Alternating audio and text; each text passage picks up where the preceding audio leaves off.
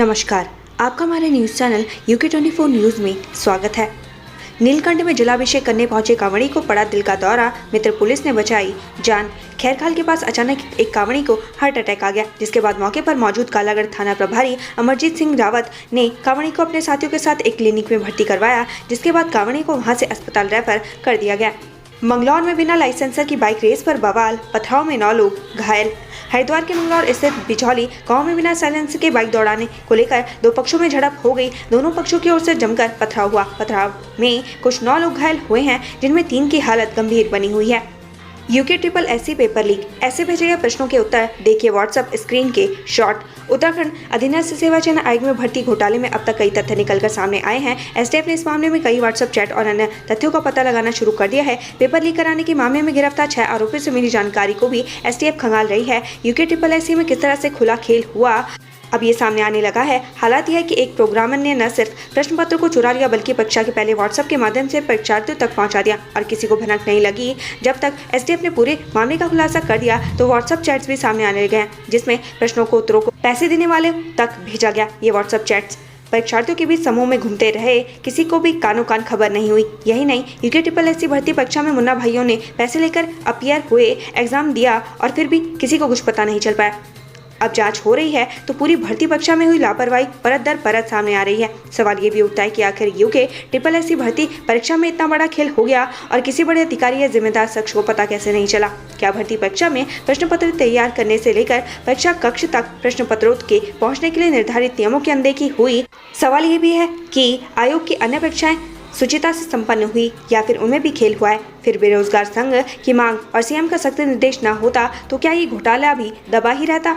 अनुपमा गुलाटी हत्याकांड, हाईकोर्ट ने पत्नी के 72 टुकड़े करने वाले राजेश गुलाटी को दी शॉर्ट टर्म बेल।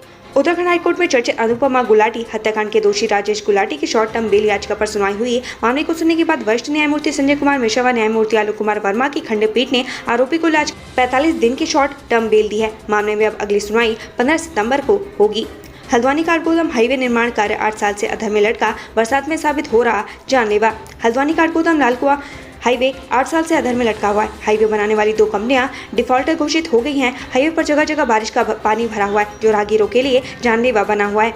खुलासा, पीयूष राणा मां पर करता था अभद्र टिप्पणी, इसलिए अभिषेक ने खाने में जहर देकर मार डाला।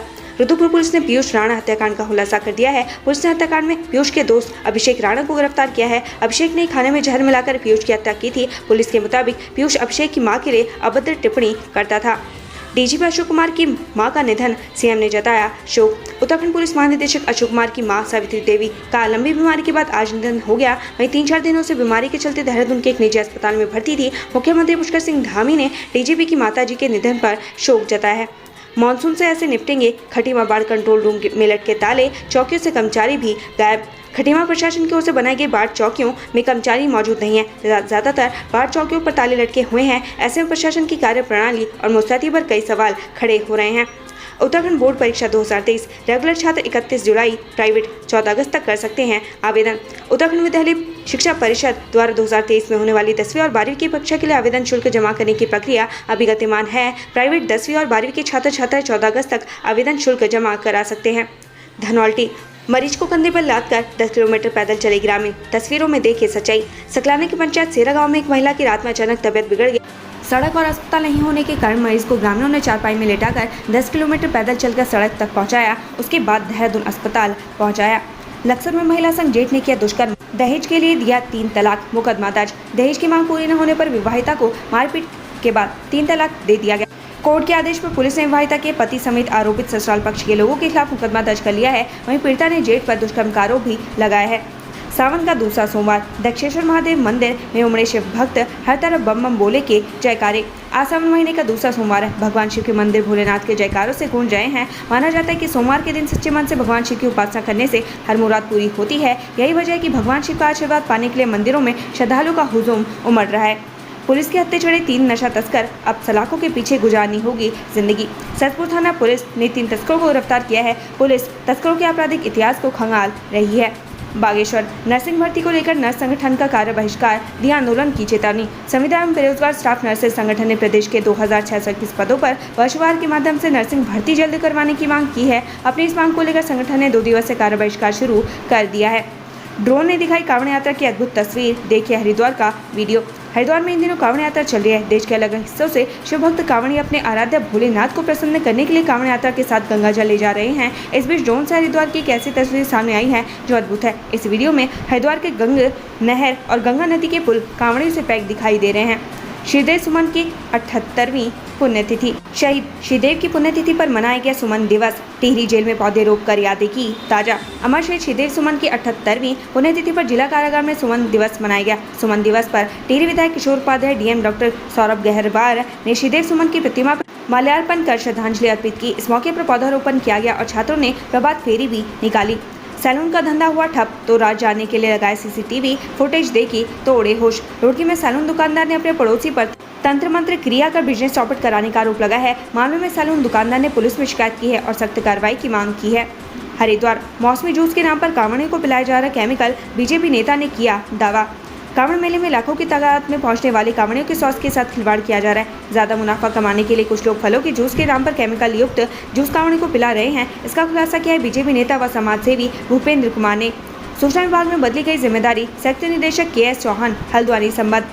उत्तराखंड सूचना विभाग में बड़ा फेरबदल किया गया है। उत्तराखंड सूचना विभाग में संयुक्त निदेशक KS चौहान को हल्द्वानी मीडिया सेंटर से संबद्ध किया गया है। विशेष प्रमुख सचिव अभिनव कुमार ने इस संबंध में आदेश जारी किया है। अब KS चौहान के कामों को महानिदेशालय में मनोज श्रीवास्तव देखेंगे। मुख्यमंत्री पुष्कर सिंह धामी के निर्देशों के बाद ये फैसला लिया गया। सीएम धामी ने नितिन गडकरी से की मुलाकात, विकास कार्यों पर हुई चर्चा। सीएम पुष्कर सिंह धामी ने दिल्ली में केंद्रीय सड़क परिवहन मंत्री नितिन गडकरी से संसद भवन कक्ष में मुलाकात की। इस दौरान सीएम धामी ने नितिन गडकरी से राज्य में चल रहे विकास कार्यों पर चर्चा की। उत्तराखंड आ रहे हैं तो ध्यान दे, स्वास्थ्य विभाग ने जारी की बेहद जरूरी कोरोना गाइडलाइन। उत्तराखंड में कोरोना के केस फिर से बढ़ने लगे हैं। पिछले 15 दिनों में 1000 से ज्यादा मामले सामने आ चुके हैं। राज्य में संक्रमण के बढ़ते मामलों को देखते हुए स्वास्थ्य विभाग ने कोविड की गाइडलाइन जारी कर दी है। टिहरी में भारी बारिश से 2 मकान ढहे, 2 मवेशी मलबे में दबे। टिहरी के बौराड़ी स्टेडियम के पास भारी बारिश के कारण दीवार गिरने से 2 मवेशी मलबे में दब गए। इसके साथ ही 2 मकानों को भी नुकसान पहुंचा है।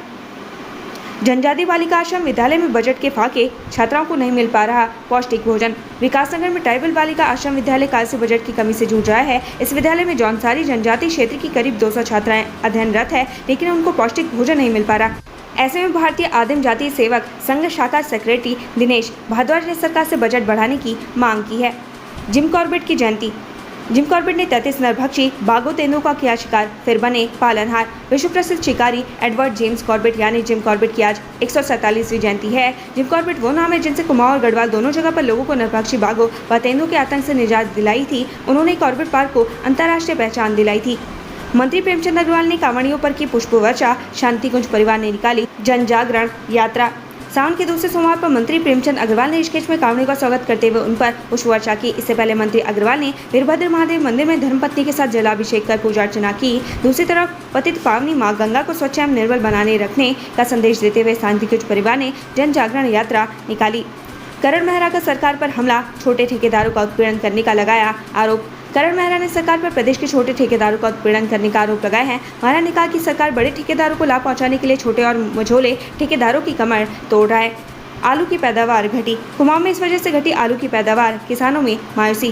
कुमाऊं में इन दिनों किसानों में काफी मायूसी देखी जा रही है। वहां किसानों की आलू की फसल में अज्ञात बीमारी लग गई है, जिससे खेतों में आलू की पौध मुरझा रही है। साथ ही इस बार बारिश की कमी से भी उत्पादन पर सीधा असर देखने को मिला। वहीं बीमा होने के बावजूद भी उन्हें प्रीमियम के अनुरूप आलू की फसल का बीमा नहीं मिल पा रहा।